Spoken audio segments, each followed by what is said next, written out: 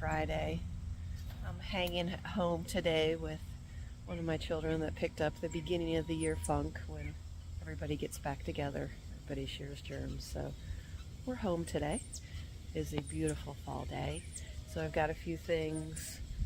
She's kind of at the age and the stage of her sickness where she just needs to rest. She doesn't really need mama, but chilling out on the couch, just getting rest and fluids. So what we're doing today is I moved a couple chickens into our A-frame here.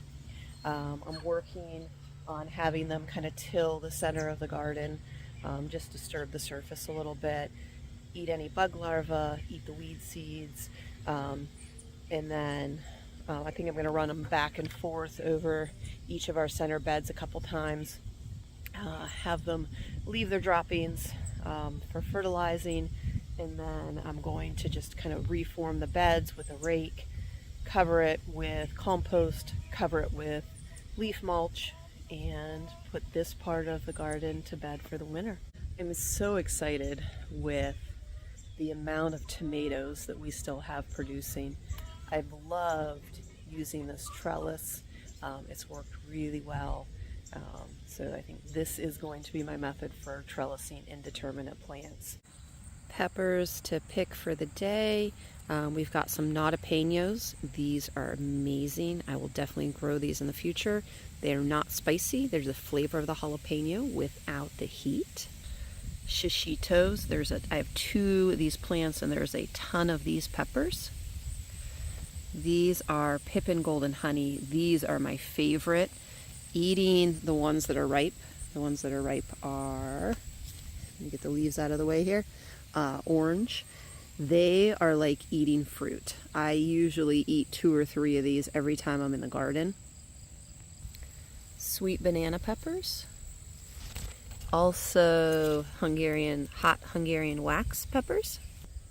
Those are all the sweet peppers we have, besides some bells. I'll check the bell plants, but I don't think we have anything ready there. These are our hots. We've been growing quite a while. The Boina Mulata. They produce a ton, great flavor, and they ripen to an orange like that, even a deeper orange than that. These right here are called Datiles. They ripen to an orange as well. This one's a hot pumpkin spice jalapeno. These are a Sugar Rush peach. They ripen to a peach color. They almost look like a slice of a peach when they're ripe. And finally, just some regular jalapenos.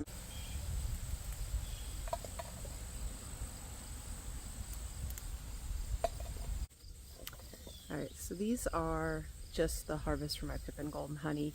I'm curious, anybody out there, this is my second year for growing these. They seem to get a little leggy and the branches tend to break. They're so good. I'm definitely growing them again. I think next year I'm going to put them in tomato cages. I'm not a big fan of tomato cages for tomatoes, but I think a tomato cage would provide just about the right amount of support for a pepper plant. So nice harvest there, and we're going to keep going on to some of the other stuff. This one is my favorite. This is one of those, like when I'm deciding how many to grow next year. Last year I had 2, this year I have 4. I may go up to 6. They're such a great snacking pepper, and they're also good for sauteing, I think, but I eat so many of them, a lot of them don't end up in the cooking. So I need to grow more of them if I want to just cook with them or ferment with them or freeze them or any of those things, because I eat a ton of these.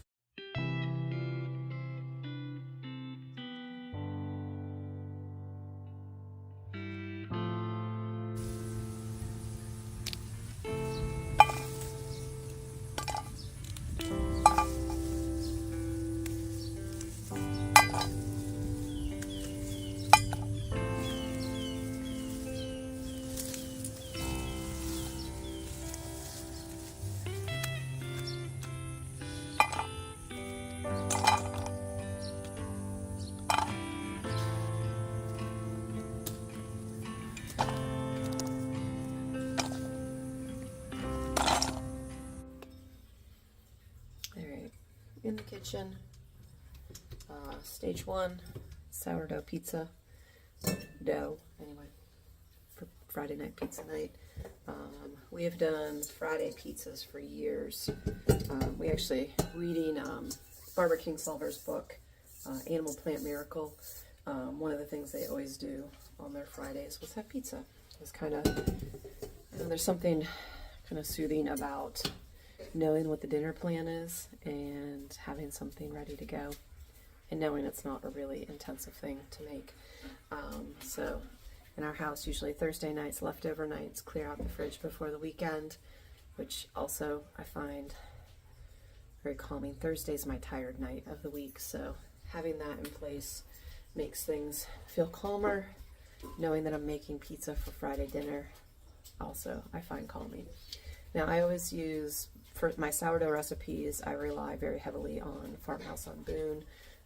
I always go to her website or her blog for ideas for sourdough. So I'm using their recipe, or her recipe. So it's going to be half a cup of starter, a cup and a half of water, which I'm actually going to go easy on. The flour that I have right now seems to get too gummy if I use the recommended amount of water. So I stay low on that and then just add until I get the consistency I want.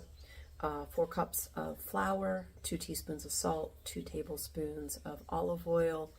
Knead it and then let it ferment throughout the day.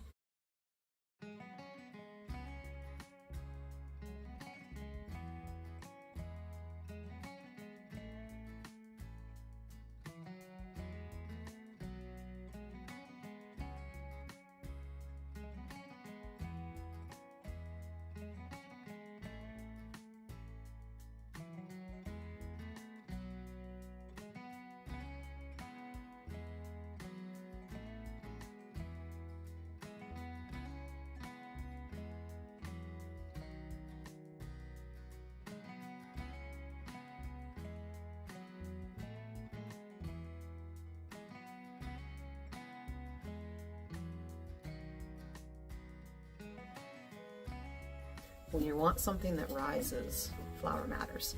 And I did a bulk order, and the type of flour that I got, only 25 pounds of it, just seems to be a little fussy when I try to make bread. Like it just stays, like it always looks like I added too much water or too much liquid. So I'm trying to stay really conservative on the amount of water I add. So it's not really come together as dough yet, but I'm going to just cover it with a towel and let it auto-lease, let the flour kind of soak in the water, and then knead it some more before I add more water, just to see if I can hit the right balance, because I still have a decent amount of flour to get through, and I'd like to figure out a way for this flour to work for the stuff that I do. It's a good flour. It's just doesn't seem to be working with the sourdough. I don't know if it would work better if I was using yeast. I haven't used yeast now in 2 or 3 years because I've kind of switched to using all the sourdough. All right, I ended up needing to knead this by hand because I think my mixer is wearing out on me. I was just about to start to cut and I wanted to show. So the dough is kind of a nice consistency. I already started cutting it, so it's starting to come apart. Now it calls for like a cup and a half of water. I'm probably about 3 ounces shy of doing that full cup and a half, and I like the feel of the dough. So I'm going to cut it right now into 4 sections and put it in a glass bowl with a lid on the counter for it to rise. So I usually make 4 pizzas with this amount of dough. And then a lot of times we only need 2, so I'll stick 2 in the fridge. So I'm going to kind of knead these individual dough balls to get them into a nice consistency and a nice shape to rise. A lot of times I do mix this up like the night before and just let it ferment on the counter as one big dough ball. Today I decided I want to try it this way.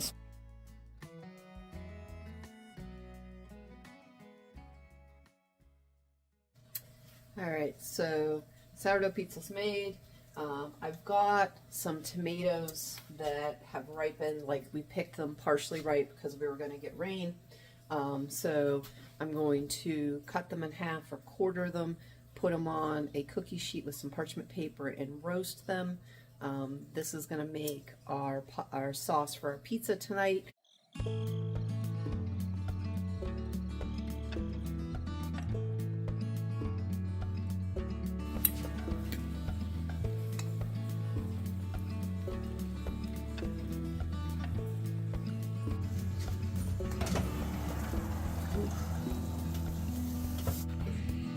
This has been roasting for a while. The edges are just like a little bit kind of caramelized and blackened. The smell is amazing, so I need to transfer this to a pot, start sauteing onions and peppers and getting this seasoned up. So I've sauteed some red onion and some Hungarian wax peppers. I'm going to dump our roasted tomatoes in there, stir it up, and get that on for a simmer for our pizza for tonight.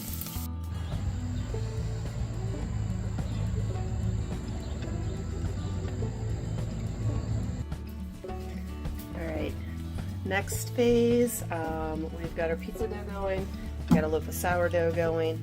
I'm going to make some hot pepper mustard and vinegar, mustard, salt, brown sugar, flour, and water. You combine it, cook it down a little bit, and then put it in jars and can it.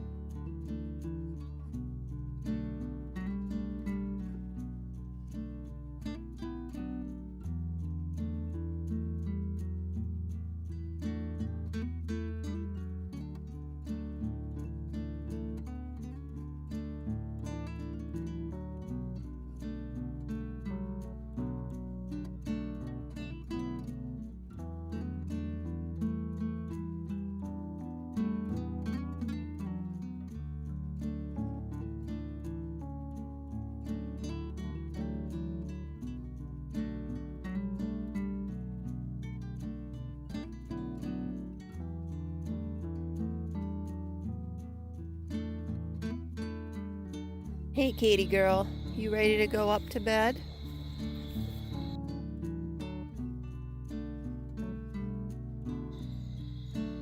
Thanks for hanging out with us in the garden and in the kitchen.